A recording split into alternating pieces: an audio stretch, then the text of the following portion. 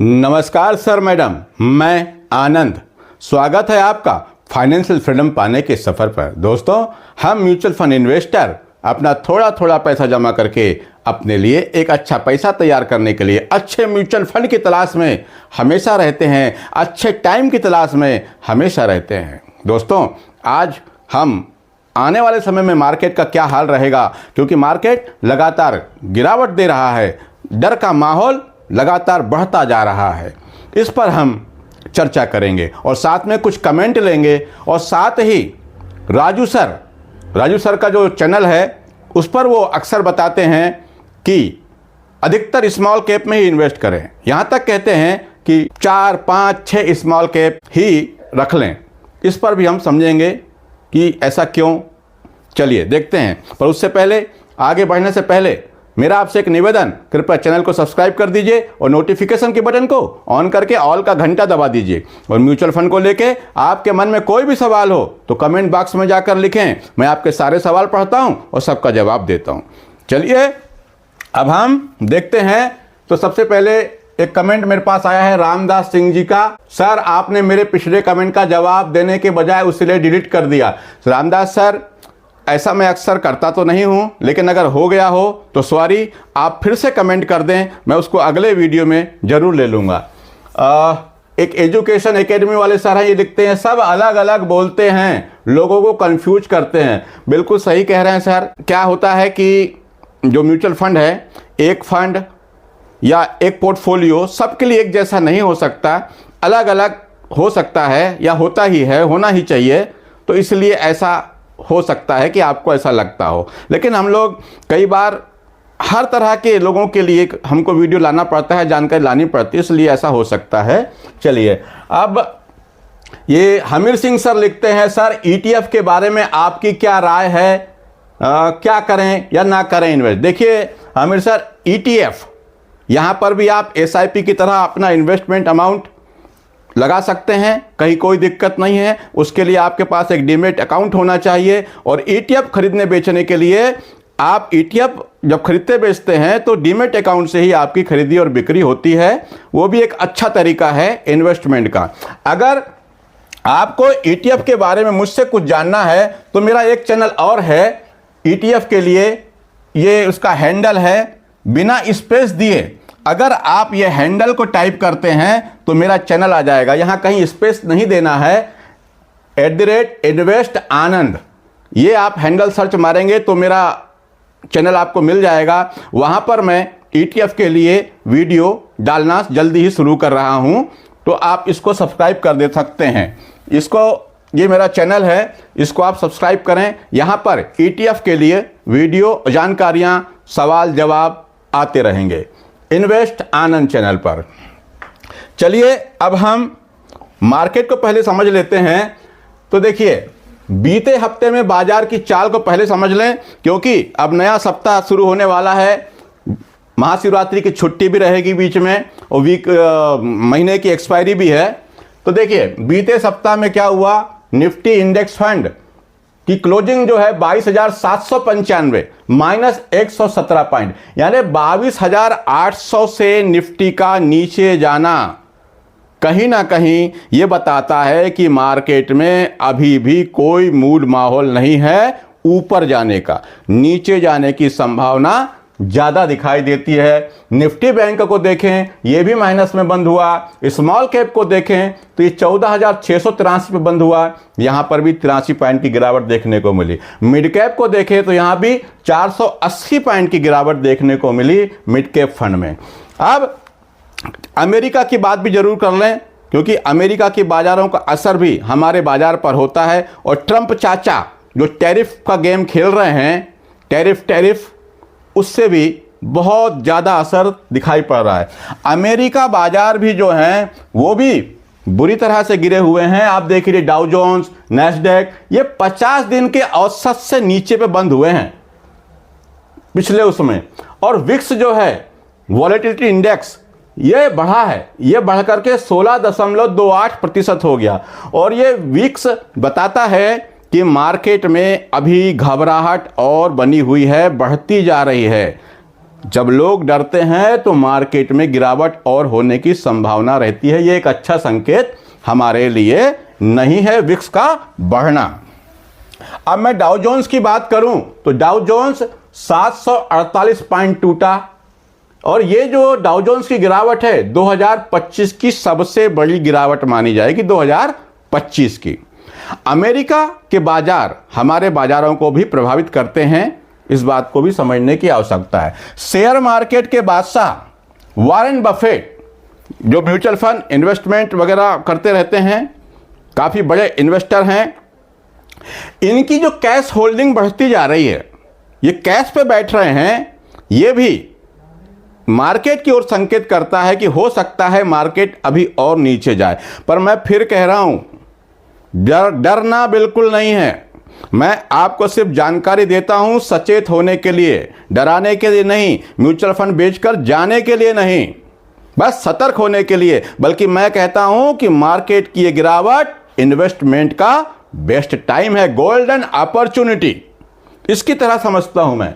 तो देखिए Warren Buffett की जो कैश है पोजीशन बढ़कर के डॉलर में 334.2 बिलियन डॉलर उन्होंने कैश इकट्ठा कर लिया। कैश इकट्ठा कर लिया मतलब उन्होंने कुछ शेयर जो थे उनके स्टॉक उसको बेचा होगा। और कैश क्यों रखते हैं लोग कि जब मार्केट में और गिरावट होगी तो मैं सस्ते में माल खरीदूंगा। और यही बात मैं हम सबसे कहता हूं कि कुछ पैसा ऐसे अवसर के लिए जरूर हमारे पास होना चाहिए। अभी वॉरेन बफेट की जो कैश होल्डिंग है वो देखिए 334.2 बिलियन की है, डॉलर की है, जबकि 2023 के आखिर में आप देखेंगे तो वॉरेन बफेट की जो कैश पोजीशन थी वो 167.6 बिलियन डॉलर की थी, जो बढ़कर के अब 334.2 बिलियन डॉलर की हो गई है। तो ये वो बड़े इन्वेस्टर हैं, मार्केट को समझते हैं, बहुत पैसा है उनके पास, सबसे बड़े इन्वेस्टर माने जाते हैं, तो वो कैश इकट्ठा कर रहे हैं। यह भी एक संकेत है कि हो सकता है मार्केट में अभी गिरावट और देखने को मिल सकती है। एफआईस की बिकवाली का आंकड़ा रुकने का नाम नहीं ले रहा है। वो प्रवासी पक्षी अब हमारे यहां से पैसा निकाल कर ले ही जा रहे हैं। देखिए शुक्रवार को एफआईस की बिकवाली जो हुई 3,449.15 करोड़ की, यानी 3,000-3,500 करोड़ लगभग की उन्होंने यहां से बिकवाली की। इसने बिकवाली की और डीआईएस ने खरीदारी की। एफआईएस की बिकवाली 3,449 करोड़, डीआईएस की खरीदारी 2,884 करोड़।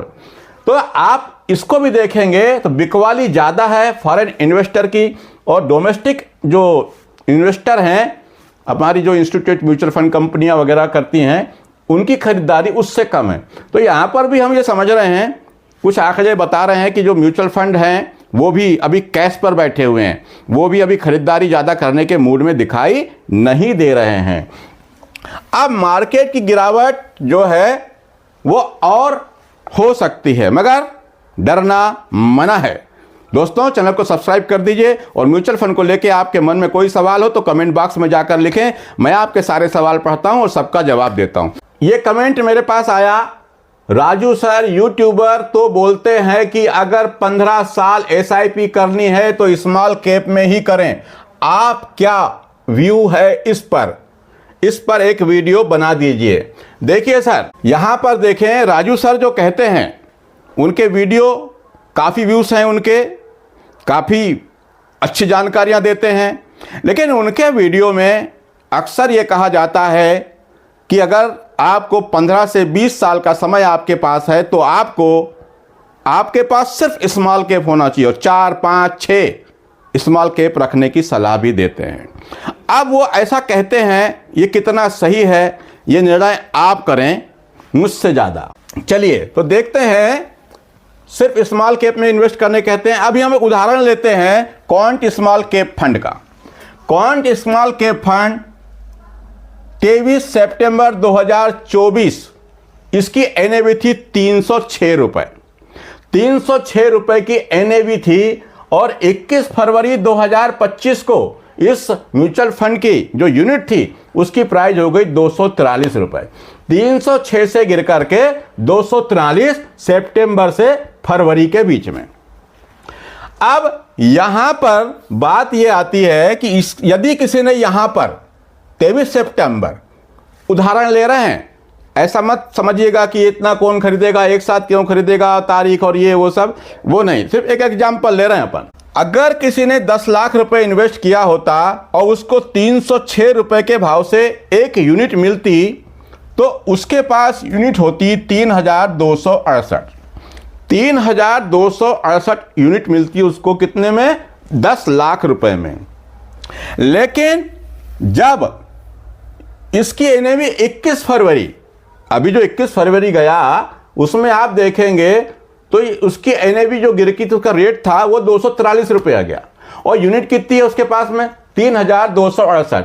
ये 3268 यूनिट को खरीदने के लिए इन्वेस्टर ने 10 लाख रुपए दिए, लेकिन आज एनएवी का रेट गिर गया 243, तो उसकी वैल्यू कितनी हो गई? 7,94,124 रुपए। यानी 10 लाख के सीधे कितने हो गए? 7,94,000 रुपए। ये 10 लाख की बात कर रहा हूं, लोग तो यहां करोड़ों रुपए लगा के बैठे हैं। यदि ये 10 लाख में आपने देखा तो यहां पर लॉस कितने का हो गया? 10 लाख में से 2,05,876 रुपए का उसके पोर्टफोलियो में, इस म्यूचुअल फंड में लॉस दिखाई दे रहा है। लेकिन अगर यही इन्वेस्टमेंट अमाउंट उसका 50 लाख रुपए होता तो सोच लीजिए उसका लॉस कितना होता? 10,29,380 रुपए का लॉस दिखाई देता। देख रहे हैं आप। अब बात आती है राजू सर ऐसा कहते हैं, वो कितना सही है? तो मैं ये कहूंगा राजू सर जो कहते हैं वो बिल्कुल सही कहते हैं। बहुत अच्छे यूट्यूबर हैं और अच्छी जानकारियां अपने व्यूअर्स को देते हैं। जो कहते हैं वो बिल्कुल सही कहते हैं। लेकिन क्या जो जानकारियां आप तक आती है वो सबके लिए एक समान हो सकती है? अगर ऐसा होता, राजू सर ये भी तो कहते हैं ना, आप इस कमेंट में तो लिख दिया आपने कि 15 से 20 साल, क्या सब लोग तो यही कहते हैं? जैसे मेरे वीडियो आप देखेंगे, मैं भी कहता हूं, कुछ कहते हैं 3 साल के लिए, 5 साल के लिए, तो मैं तो साफ कहता हूं, मना कर देता हूं कि अगर आपको 3 साल 5 साल के लिए इन्वेस्ट करना है तो बाजू वाली बैंक में जाओ और एफडी कर दो।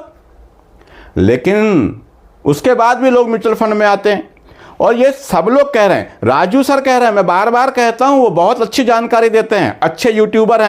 इन्वेस्टर जो उनके वीडियो को देख रहे हैं, क्या उनकी बात सुनने के बाद उनको सही तरह से फॉलो कर पाते हैं, उसको अमल कर पाते हैं? अगर कर पाते तो ये जो भी बहुत सारे जो एसआईपी अकाउंट बंद हुए ना, ये शायद नहीं होते। लोग इन चीजों को नहीं समझ पाते। लोगों को तो दिखता है कि तुरंत पैसा बने, तुरंत पैसा बने। सिर्फ ये 6 महीने की गिरावट में लोग भागे भागे फिर रहे हैं। तो क्या, कैसे बनेगा पैसा? राजू सर बिल्कुल सही कहते हैं, स्मॉल कैप में ज्यादा रिटर्न बनता है, पर आपको टाइम देना होगा। क्या आप में सामर्थ्य है? आप रिस्क ले सकते हैं तो बिल्कुल आपके पोर्टफोलियो में स्मॉल कैप ही रखें। लेकिन अगर ऐसा होता नहीं दिखता मुझे, तो लोग एसआईपी अकाउंट बंद क्यों कर रहे हैं भाई? अगर इतना डर नहीं है तो 15 साल 20 साल के लिए तो लोग आए हैं बोल बोल के, 6 महीने की गिरावट में मार्केट छोड़ के भाग रहे हैं। तो राजू सर बिल्कुल सही कहते हैं। लेकिन बात यह है कि जो इन्वेस्टर है वो उनको देखता है, वो सही जानकारी बताते हैं, उसके बाद भी उसकी जो प्रवृत्ति है उसमें बदलाव नहीं होता। इसलिए वो भी कहते हैं और मैं भी कहता हूं कि अपने पोर्टफोलियो को डाइवर्सिफाइड रखिए। अपना पैसा small cap, mid cap, large cap, flexi cap और डेट फंड आदि में अपने रिस्क कैपेटाइट के अनुसार, मार्केट को दिए जाने वाले टाइम के अनुसार इन्वेस्ट करें। ऐसा सबके लिए अलग अलग पोर्टफोलियो होते हैं। मैं फिर कहूँगा, राजू सर जो कहते हैं वो बिल्कुल सही कहते हैं, लेकिन हम उनकी बातों को पूरी तरह पालन कर पाते हैं या नहीं कर पाते, ये हमारे ऊपर डिपेंड करता है। 15 साल 20 साल अगर आप मार्केट में रहते हैं बने हुए, और मार्केट की उथल पुथल, गिरावट, इधर उधर, कहीं ये हो गया, कहीं युद्ध हो गया, मार्केट गिर गया, टैरिफ लग गया, अरे ये सब चलता रहता है मार्केट में। इससे अगर आप नहीं डरते हैं तो बिल्कुल स्मॉल कैप ज़्यादा रिटर्न बना के देते हैं। लेकिन मैं फिर कहूँगा, ऐसा सुनना बोलना आसान है, लेकिन जब पोर्टफोलियो आधा होता है ना, तब समझ में आता है। डर सबको लगता है तब, और गला सबका सूखता है। बने रहिए वीडियो पर, और आपके मन में कोई सवाल हो तो कमेंट बॉक्स में लिखें। मैं आपके सारे सवाल पढ़ता हूं, सबका जवाब देता हूं। लेकिन मैं फिर कहूंगा कि अपने पोर्टफोलियो को अलग अलग म्यूचुअल फंड, एएमसी, अलग अलग प्रकार के फंड, उसमें ही इन्वेस्ट करें, ताकि आपको मार्केट के गिरने पर ज़्यादा डर न लगे। अच्छा, कुछ लोग कहते हैं जब मार्केट गिरता है तो सब एक साथ गिरते हैं। बिल्कुल, सब गिरते हैं, सब गिरते हैं, एक साथ ही गिरते हैं। लेकिन लार्ज कैप कम गिरते हैं, हाइब्रिड फंड कम गिरते हैं, गोल्ड में लगा हुआ पैसा कम डाउन होता है। और अभी भी मैं जैसे बताता हूँ आपको कि जो बाइंग आएगी ना, वो पहले लार्ज कैप में आएगी, उसके बाद मिड कैप और स्मॉल कैप में आएगी। अब मैं जो बता रहा हूँ जरूरी नहीं है कि ऐसा ही होगा। प्रिडिक्ट करने की, उसके प्रति कोई भविष्यवाणी करने की कोई भी ताकत हमारे में नहीं है, और जो ऐसा कहता है वो झूठ कहता है। बस हम लोग इन आंकड़ों को देख करके, जानकारियों को देख के सिर्फ एक अनुमान लगाते हैं और अपने लिए बचत की प्लानिंग करते हैं। जैसे मैं ये सब देखने के बाद, समझने के बाद मैं भी कुछ कैश में बैठा रहता हूँ। मैं अभी भी खरीदारी कर रहा हूँ। दोस्तों, आज के लिए इतना ही। नमस्कार, जय हिंद, जय भारत।